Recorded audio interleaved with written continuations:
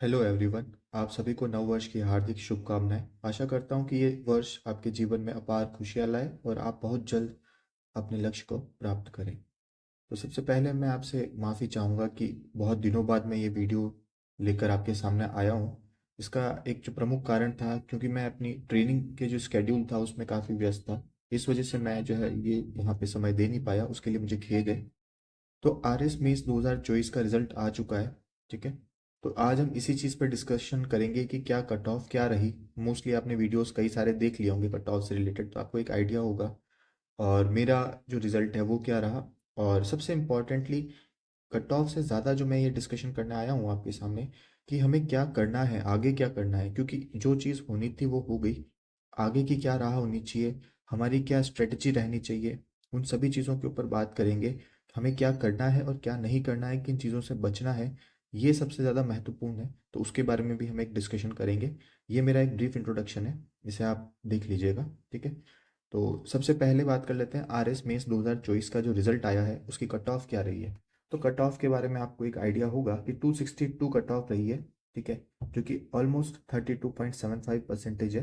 पिछली बार ये 314 cut off रही थी, जो कि अराउंड 39-40% के अराउंड ये कट ऑफ थी। तो यानी कि कट ऑफ में एक सिग्निफिकेंट डिक्रीमेंट देखने को मिला है। और टोटल 2168 कैंडिडेट्स जो है इसके अंदर इसमें क्वालिफाई किया गया है, उनको इंटरव्यू कॉल हुआ है। ठीक है। अब ये कट ऑफ जो है ये इतना नीचे जाने के इसके कारण क्या है, कौन कौन से ऐसे फैक्टर्स हैं जिस वजह से ये कट ऑफ इतनी नीचे गई है। तो सबसे पहला जो कि आपको पता होगा जिन्होंने मेंस लिखा है कि पेपर जो है बहुत ही ज़्यादा फैक्चुअल था। Paper was not analytical, analytical ये पेपर नहीं था। ठीक है। एनालिटिकल पेपर ये नहीं था, बहुत ज़्यादा फैक्चुअल था। तो जिन्होंने फैक्ट्स लिखे हैं उनको मार्क्स मिले हैं। और मोस्टली क्या होता है कि मेंस के अंदर हमको बहुत सारे फैक्ट्स वगैरह याद होते नहीं हैं। तो इसी वजह से क्या होता है कि जो सीरियस एस्पिरेंट्स भी होते हैं उनको भी कई सारे फैक्ट्स में दिक्कत आती है। और वो एक प्रमुख रीज़न था इतनी कट ऑफ कम जाने का, क्योंकि फैक्ट्स बच्चों को रिकॉल हो नहीं रहे थे। तो अल्टीमेटली वो जो है उनके मार्क्स में भी रिफ्लेक्ट हुआ, उनके मार्क्स में कमी आई। एक जो बहुत बड़ी चीज़ थी कोचिंग्स का नशा। ये चीज़ मैंने बहुत बार आपको बताई है, मेरे कई सारे प्रीवियस वीडियोस में आप देखिएगा कि we are too much dependent upon coachings. ठीक है। हमारी डिपेंडेंसी जो है ना वो बहुत ज़्यादा कोचिंग्स पे हो गई है। और मैं अभी इस ट्रेनिंग के जो मेरा प्रोग्राम था उसके अंदर बहुत सारे senior R S officer, senior जो हमारे ऑफिसर्स हैं ब्यूरोक्रेसी के अंदर, उनसे मिला था ना। तो उन्होंने एक चीज़ बताई थी कि उनके टाइम पे जो रिसोर्स स्कैरसिटी थी, बहुत ज़्यादा रिसोर्स स्कैरसिटी थी। यानी कि उनको लाइब्रेरीज में जाके कई पुराने अखबारों को जाके छानना पड़ता था। यानी कि वो बहुत ज़्यादा अपने स्तर पर मेहनत करते थे। ठीक है। इसी वजह से आप ये देखेंगे कि उनका जो नॉलेज बेस है ना वो बहुत अच्छा खासा नॉलेज बेस उनका हुआ करता था। बट अब हमें क्या हो गया है कि हमारे यहाँ पर रिसोर्स का ओवरफ्लो है, रिसोर्स ओवरफ्लो कह सकता हूँ मैं इसको। जहाँ पर हम जो है we are surrounded by so much of the resources. और यहाँ पे हमको यही नहीं पता है कि कौन से रिसोर्स को हमको पकड़ना है, कौन से रिसोर्स को छोड़ना है। और बहुत ज़्यादा स्पून फीडिंग हो रखी है अभी इस वक्त। स्पून फीडिंग का मतलब ये है कि हमें जो है सारे चीज़ों को पके पकाए मटेरियल की आदत हो गई है। मोस्टली जो भी हम चाहते हैं जिनको भी चीज़ों को, तो वो बहुत ज़्यादा इजीली एक्सेसिबल है।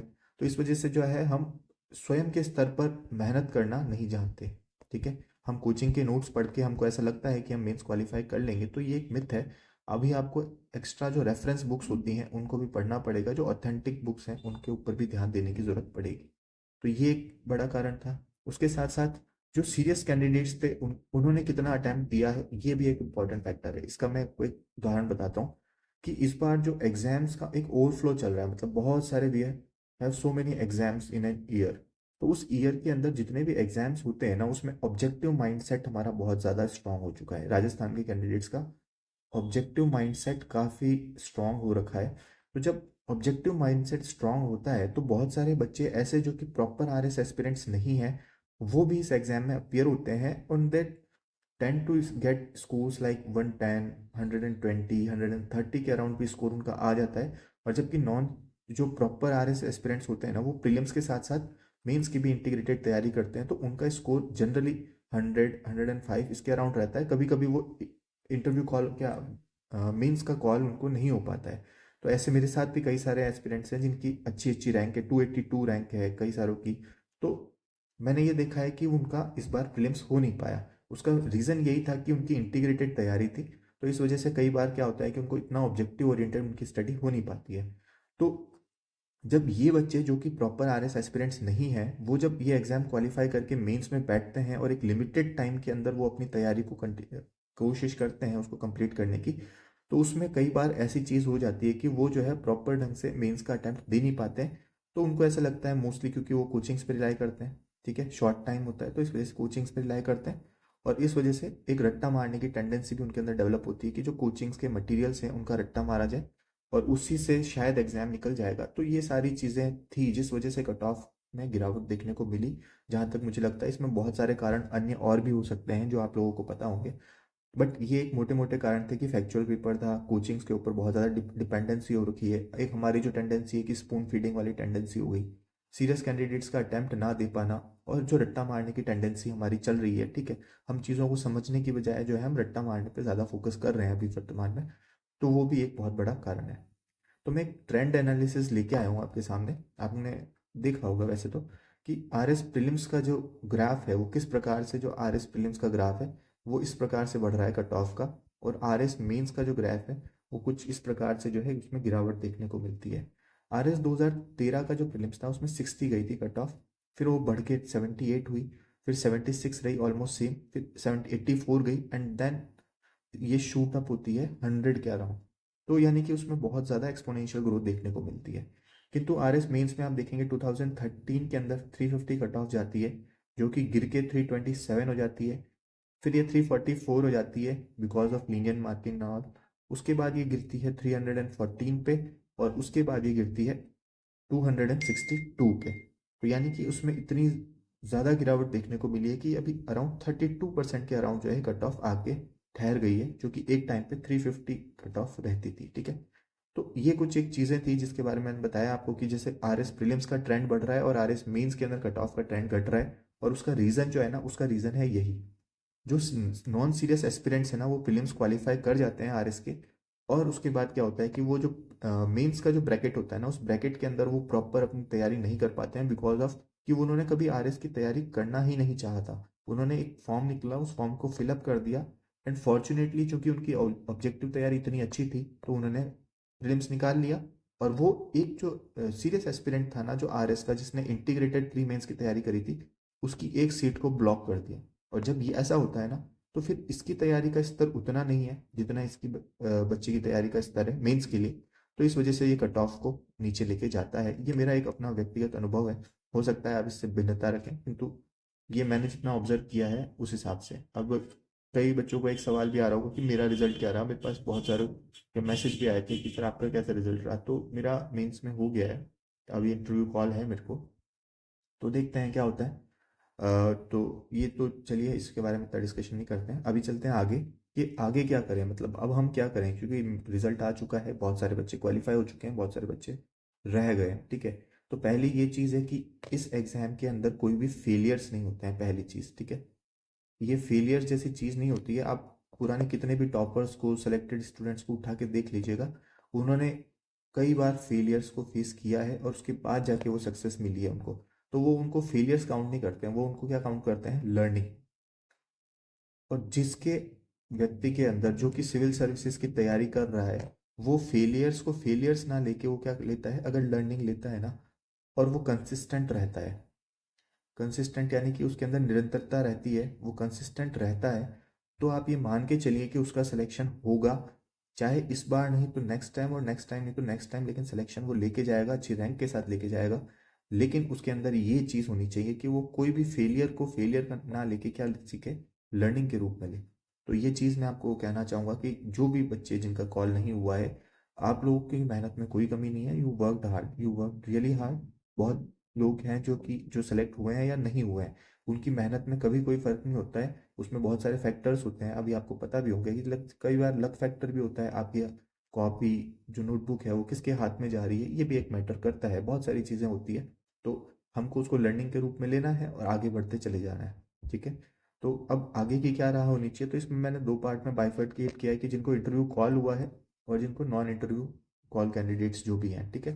तो जो इंटरव्यू कॉल कैंडिडेट्स हैं, आप लोगों को बधाई हो, ठीक है, आपने एक बहुत ही प्रेस्टिजियस एग्ज़ाम जो है मीन्स क्वालिफाई किया है आपने, राजस्थान का जो शीर्षस्थ एग्ज़ाम है। बट उसके साथ साथ एक्साइटमेंट नहीं होना है, क्योंकि 2168 टोटल कैंडिडेट्स हैं, लेने सिर्फ 972 ही हैं। तो आप ये देख लीजिए कि आप में से बहुत सारे जो हैं अभी इस ब्रैकेट से बाहर जाएंगे, और ये सत्य है। ठीक है, इस सत्य को एक्सेप्ट करना जरूरी है। ठीक है, तो इस वजह से आपको ओवर एक्साइटमेंट नहीं लेना है, और उसके साथ साथ अपनी प्रीलिम्स की तैयारी को कंटिन्यू रखना पड़ेगा। ठीक है, अब यहाँ पे जो है 2168 कैंडिडेट सारे एसडीएम नहीं बनने वाले हैं, बहुत सारी अलग अलग सर्विसेज में जाएंगे, कई सारे रह जाएंगे। तो इस वजह से जो है अपनी प्रीलिम्स की तैयारी को कंटिन्यू रखें। ठीक है, और अभी जो 2 फेब को हमारा एग्ज़ाम है उसको कंटिन्यूस कंसिस्टेंट रखेंगे। ठीक है, मैं खुद अपनी तैयारी को कंटिन्यू रख रहा हूँ। ठीक है, अभी मैं ट्रेनिंग में भी था तो भी खुद के लिए टाइम निकालता था पढ़ने के लिए। तो क्योंकि ये ज़रूरी है, ये साइकिल एक ऐसी विशेष साइकिल है जिससे आपको बाहर निकलना है अगर, तो आपको कंसिस्टेंट होना पड़ेगा। ठीक है, क्योंकि ये 3 स्टेजेस होते हैं, किसी भी स्टेज में जब आप आउट होते हैं तो आप 7 सीढ़ी के 99 से जब आप 1 या 2 के राउंड आते हैं, तो ये वही खेल है। चाहे एक यहाँ पे ख़त्म हो जाए या फिर एक 99 से नीचे आए, बात एक ही है। तो इस वजह से आपको प्रीलिम्स की तैयारी करनी है। मॉक इंटरव्यूज़ के लिए सबसे पहले अपने पर्सनैलिटी डेवलपमेंट पे ध्यान दीजिए। उसमें पर्सनैलिटी डेवलपमेंट में आपका बैकग्राउंड क्या है, एजुकेशन बैकग्राउंड क्या है, उसके लिए मैं एक सेपरेट वीडियो लेके आऊँगा बाद में।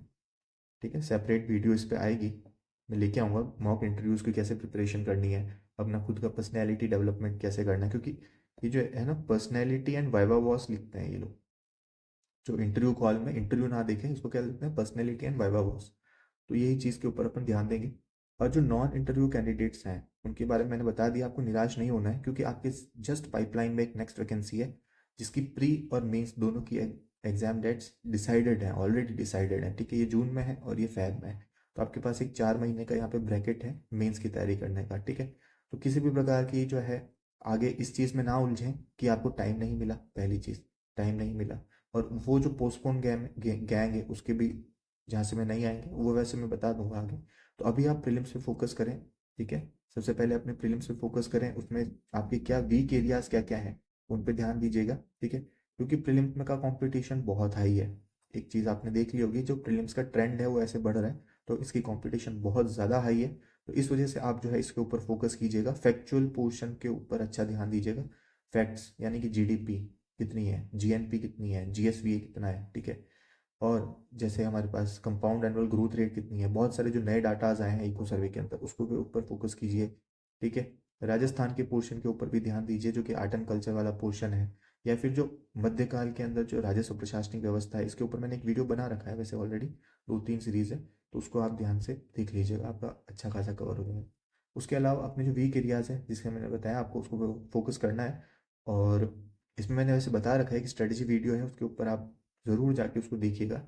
ठीक है, उसमें आपको बहुत हेल्प मिलेगी। और एक चीज़ है कि मैं कुछ मैथ्स के टॉपिक्स हैं ना, जैसे कि परम्यूटेशन एंड कॉम्बिनेशन। ठीक है, ये बच्चों को काफ़ी डिमांड है कि वो ये काफ़ी वीक पोर्शन है। इसके अलावा प्रोबेबिलिटी, ये दोनों के जो लेक्चर्स हैं, ये दोनों लेक्चर्स मैं अभी रिसेंटली डालूंगा इसके अंदर। ठीक है, तो आप उसको रिफ़र कर सकते हैं। ठीक है, ये मैं दोनों डालूंगा इसके अंदर, ये मैंने अभी सोच रखा है। तो जैसे ही मुझे अभी टाइम मिलता है 1 या 2 दिन के अंदर मैं इसको डालने का प्रयास करूंगा। तो इसी के लिए मैं आया था आप लोगों से ये डिस्कशन करने कि भाई ये कट ऑफ क्या रही, और हमें निराश होने की ज़रूरत नहीं है। ठीक है, आपको बिल्कुल भी निराश नहीं होना है। ठीक है, यू आर नॉट कि भाई फील्ड कैंडिडेट्स में नहीं है आप। ठीक है, you are learners and you will continue to learn till the goal is achieved. तो इसी के साथ मैं आप लोगों को जो भी सेलेक्ट हुए हैं उनको बधाई देता हूँ, और जो नहीं सेलेक्ट हुए हैं उनके लिए पहले से ही अग्रिम शुभकामनाएं। और आप लोगों को जो है फ्यूचर के अंदर आप जो प्रीलिम्स आ रहा है उसको बहुत अच्छे से क्वालिफाई करें, मेंस के अंदर बहुत अच्छे से लिखें, और जो ये साल के दिसंबर के अंदर जो वापस इंटरव्यूज़ होने वाले हैं उसमें मैं चाहूँगा कि जो भी आप नॉन इंटरव्यू कॉल कैंडिडेट्स हैं ना, वो आप सबका इंटरव्यू कॉल हो, ऐसी मैं भगवान से आशा करूँगा। तो तब तक के लिए धन्यवाद, मुझे सुनने के लिए धन्यवाद। और आपके कोई भी डाउट हो तो वो टेलीग्राम चैनल की लिंक मैंने दे रखी है, वहाँ पे आप अपने डाउट्स को शेयर कर दीजिएगा। और ये 2 वीडियोज़ को मैं अभी कोशिश करूँगा कि जल्दी 1 या 2 दिन के अंदर लाने का मैं कोशिश करूँगा। ठीक है, तो तब तक के लिए पढ़ते रहिए, निराश नहीं होना है। ठीक है, धन्यवाद।